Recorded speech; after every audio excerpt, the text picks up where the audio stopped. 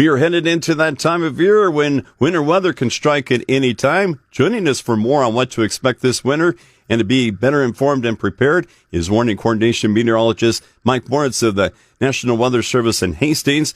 Mike, as we head into these winter months of December, January, and February, are we looking at an El Niño or La Niña pattern?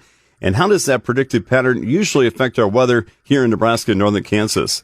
One nice thing about being from this part of the country is people are familiar with these terms El Niño and La Niña. Technically, we are in a La Niña for the early part of the winter, and that means slightly cooler conditions in the central Pacific Ocean, which then in turn adjusts the jet stream pattern around the northern hemisphere and eventually our neck of the woods. So typically on La Niñas, you would expect a slightly drier type of condition, although on these weak La Niña winters, historically, there have been a few that have actually produced more snow. I do think there's a lean towards slightly more precipitation in the northern part of the United States due to the La Niña, but we'll also see that variability that we often see throughout the winter. Mike, how is this winter expected to be on the warmer or cooler side, and how does it compare to what other places are going to see in the nation? Yeah, I think you can divide the nation kind of north and south, obviously, every year, but you're going to have your cooler temperatures across the northern plains and warmer than normal conditions across the southern part of the United States, and Nebraska and Kansas kind of in the middle. One of the things about La Niña winters is a lot of ups and downs. Again, that's easy to say. You can go from, 65 one day to 20 below 5 days later, and then you're back in the 60s. I think a lot of ups and downs, and with that usually is a little more wind because you're bringing weather systems in here more often. And precipitation is somewhat lighter in general, but you have more frequent events. Mike, do the upcoming winter months look to have above or below normal precipitation, and where might that be higher and lower elsewhere in the U.S.? Precipitation is always the hardest thing to forecast long term. So much variability in that. The northern part of the Rockies looks to be a good ski year up there with lots of snow up in that neck of the woods. And it does look like we'll probably share in some of that type of weather. I wouldn't say we're going to be a really heavy snow year, but I think one of the things that might be important this year is we're going to be cooler earlier. We're already seeing that coming into our forecast in the last part of November. I think December will be cooler than what we've seen in recent years. Not guaranteeing a white Christmas, but probably a better chance than we've had in most recent years. And then I think overall in the winter, I'd look for a little bit above normal snow in the northern half of Nebraska with a little bit below normal snow maybe in the far southwest. Talking right now with Mike Moritz, Warning Coordination Meteorologist at the Hastings Weather Service, learning how we can be ready for the upcoming winter months of December, January, and February.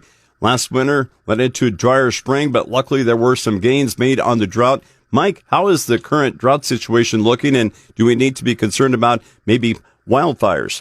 Last winter, we were actually well below normal across the state for snowfall. There was only a small part of northern Kansas and far southeast Nebraska that got more snow than usual. That led us into the dry spring, but we did do really well over the summer.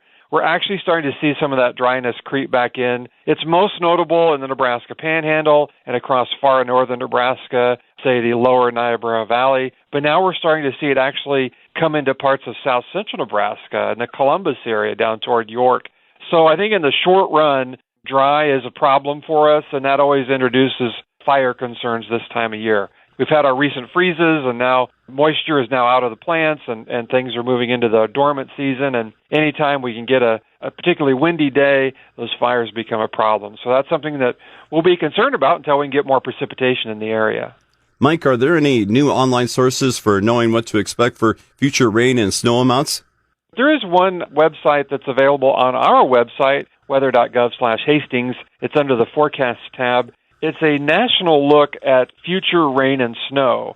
It's kind of nice because you can see the whole country, and then you'll get probabilities of how much snow may fall or how much rain may fall. Now, we've had similar graphics on our website for the past several years, but this is really an entire nation's look. So if you're traveling and you kind of want to know how much snow might be falling in Utah or Washington or Tennessee, you can pop on this website and see not just precipitation chances, but how much will fall and what's the likelihood of seeing higher amounts or lower amounts of snow or rain. Kind of a neat little thing to look around the country, and you really see how variable precipitation is.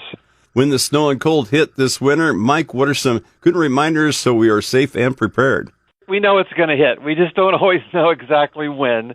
It's always important. The number one thing from our standpoint is know the forecast. There are so many sources for weather information out there. Use all of those sources. Have multiple sources and just be up to date on the forecast. I think number two is be ready for change, right? That might be a change to the school day. That might be a change to your work, to your travel plans. But be ready for change and be adaptable to that and make that decision that will be the most safe for you and your family and your business.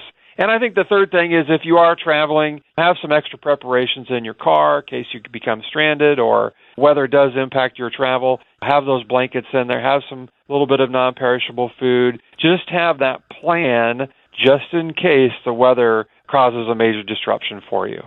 Thanks for joining us, Mike. That's Warning Coordination Meteorologist Mike Moritz of the National Weather Service in Hastings talking about what to expect this winter. For more on weather in your area, you can go to weather.gov. That's weather.gov. Click on your location on the map. You can also check the Facebook pages for the Weather Service offices in Hastings, North Platte, Goodland, and Omaha Valley. I'm Paul Perkins on the Rural Radio Network.